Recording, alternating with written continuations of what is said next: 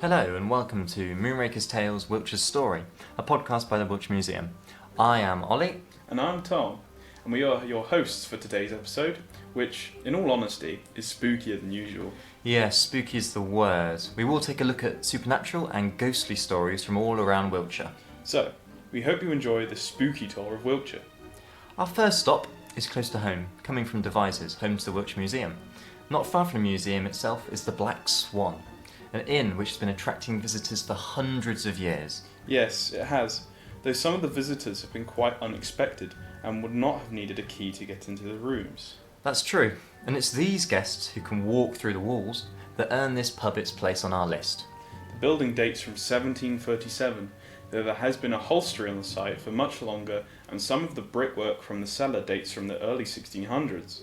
It is the cellar that is the spookiest part of the inn, attracting investigators of the paranormal for years. And their interest in the cellar is not without reason. Tape recorders pick up strange knocks and bangs, thermometers show alarming drops in temperature, video footage shows orbs of light moving in the darkness, and supposedly images of faces have been photographed. Now that does sound spooky. At least the hauntings are only in the cellar, right? That there aren't ghosts in the rooms, are there? Well, I got to say, I have to say to you, room 4 of the inn is said to be one of the most haunted rooms in England. Several guests have left this room in the middle of the night when the resident ghost, supposedly a young woman, has turned up. She materialises through the wall and glides to the chair by the window and sits down. After a while, she's said to rise and float into the wall behind the bed, and 2 researchers have even caught a misty form floating near the chair on camera. Well, that would be enough to keep me up at night. Yeah, spooky, eh? Yeah, on the topic of spooky pubs. Another one? Yep. In Wiltshire? Of course. What is it about Moonrakers and their haunted pubs? This one seems to be safer, unless you have to have a beard. What? Well, the Red Lion pub in Avebury is said to have a resident female phantom called Florrie, who was killed by her husband after finding her with another man, and, after shooting her lover, proceeded to throw her down the well. Down the well? You heard me right. Well, that didn't end well for her. Exactly. Her ghost has remained behind, searching, it is said, for a man with a beard, though whether he represents her husband or lover is disputed. She has been seen emerging from and disappearing into the old well, which is now glassed over and serves as a curiosity drinks table. Bearded customers in particular attracted her attention, and on one occasion, the chandelier in the restaurant began to spin round at alarming speed, supposedly because a man with a bushy beard was sitting underneath it. Gosh, that is quite a hairy story. Well, that's not all. A phantom carriage drawn by ghostly horses has been seen clattering into the inn's courtyard, and this visitor is said to be an omen of tragedy, as in the past it has heralded the death of a relative of the landlord. God, can it get any creepier? You'd think not, but ghosts of 2 children have been seen cowering in the avenue bedroom, where an equally ethereal woman sits writing at the table. Orbs of light, weird shadows flickering across the walls, and drops in temperatures have been known to also occur in the pub, to such an extent that some guests have been so disturbed they've refused to stay another night. Wow, pubs in Wiltshire seem to be very spooky places. Yeah. Though, it's not just pubs which are haunted. This sounds like it's going to be thrilling. Wow. Lydiard House and Park in Swindon has played host to many phantoms, and the old owner, Sir John St. John's ghost, has been known to visit the morning room of the house and the adjoining library, where he's been seen leaning against the fireplace. His appearances are often preceded by alarming drops in temperature, which are followed by the aroma of tobacco filling the air. He's said to have a melancholic air, and he appears as a solid figure wearing 17th century clothing. Well, unless someone's created a time machine, I'm not sure it's usual to see apparitions wearing 17th century clothing in stately homes. Well, indeed, yes. Certainly not something you see every day. Sir John's appearances are not limited to the house, though, and he's been seen strolling around the grounds, where the apparitions of a little drummer boy have also been seen, tapping his drum. The no sound is ever heard. And then, Don't tell me there's more. Oh yes. A phantom coach and horses are said to appear on the avenue leading up to the house, and a white lady has been seen drifting around the grounds. And it may be the sobs of this ghost, which can sometimes be heard in the church, along with disembodied organ music, even when it's known to be empty. Though, I guess the organ music might not have been the ghost. Why not? Well, ghosts don't have organs. An absolutely ghastly joke. Or you could say ghostly. Anyway. Anyway. It's clear that Lydiard House and Park is very spooky, and it is to another stately home that our ghostly tour of Wiltshire makes its next stop. Ooh, where are we going next? Stourhead.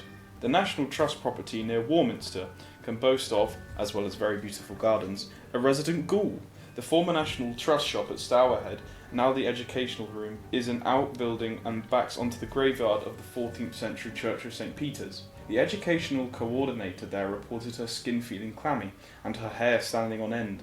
On one occasion, when the space was totally empty of furniture, she was shaken by the noise of a huge crash, making the room reverberate. Objects would be moved or disappear completely, only to reappear several days later in the most unlikely places, and one set of electric lights in the main room repeatedly failed, although tests revealed that there was nothing wrong with the supply of fixtures. Yes, I heard about this. One evening, as the educational coordinator walked into the room, she had the familiar sensation of her hair standing on end and a feeling of icy cold.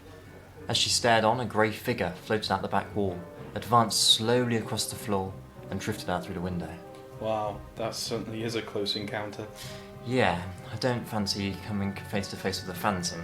Well, I would agree with you, but in our next spooky segment, it seems that even when there isn't a physical ghost, love a bit of juxtaposition, you can still have your heart stop from fear. The next tale comes from Parsonage Wood near Castle Combe, and I'm going to have to ask the listener to use their imagination. Okay, so, you're walking through the woods in winter, and, let's say, you've somehow lost your way. The path beneath your feet is obscured in the gathering darkness, and it is twilight. The sounds of the woods become eerily quiet in the gloom, and it's like the birds have stopped, and everything is still, though your senses are running wild.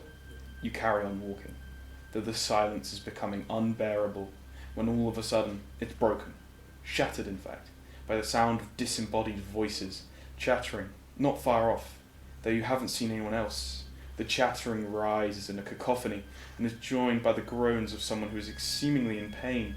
You become increasingly confused and scared, and then you are rooted to the spot, and your blood turns to ice as a loud scream rends the air, and suddenly all is silent.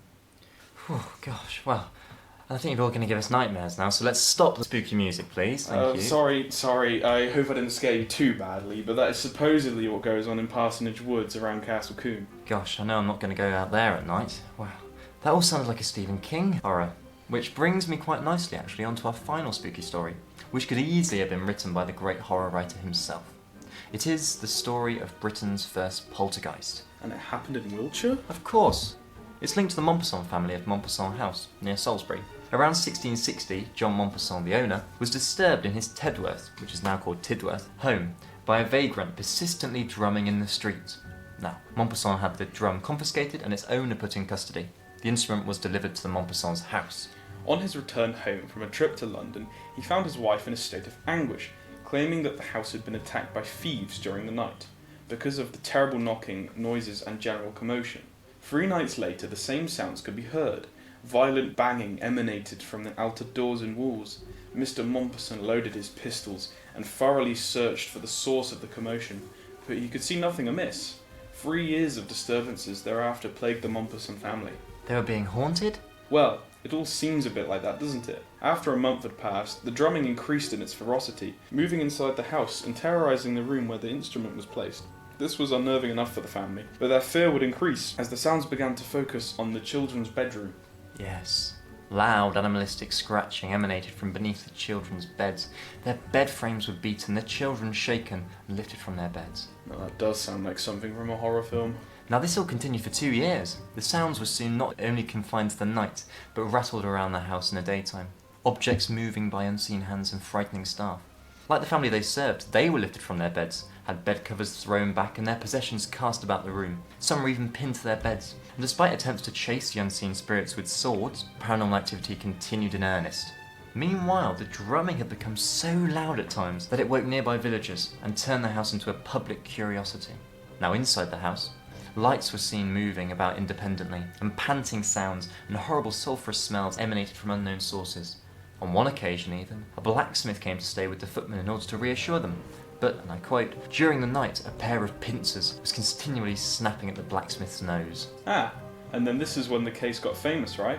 Joseph Glanville, a clergyman, philosopher and demonologist, included a narrative of the story in his book, A Blow at Modern Sadism in Some Philosophical Considerations About Witchcraft, published in 1668. Glanville is regarded as one of, if not the first paranormal investigator, publishing his work and hypotheses in his original work, Posthumous Omnibus, and providing inspiration for many other would-be investigators in his stead. Glanville has visited the family in January 1663, while he was a vicar at nearby Frome. His work is thorough and gripping, but dismisses any involvement of the children, as they were too quote-unquote morally pure. The general verdict on the Drummer of Tedworth is not one of fascination and uncertainty, but variance on the theme of witchcraft. The kids, or the drummer's mates, did it. Yeah, and despite the case being largely dismissed as historical trickery today, the cultural importance of Glanville's work and the ghostly drummer himself has become monumental. Even the famous diarist Samuel Pepys wrote on Christmas Day in 1667 that he had been fascinated by the story and regarded it worth reading indeed. Worth reading indeed. Well, if the famous Samuel Pepys said that, then it must have been quite the read, and it all happened in Wiltshire. Yeah, which is quite amazing, and I think today has shown a pretty spooky county. And on that note, we've come to the end of this episode. Thank you so much for listening. If you'd like to hear more stories about Wiltshire's history, you can check out our other episodes and subscribe to the podcast to be notified when we publish a new episode. We'd also like to thank our editors for all their hard work. Thank you once again for listening, and we'll see you in the next episode of Moonrakers Tales, Wiltshire's Story.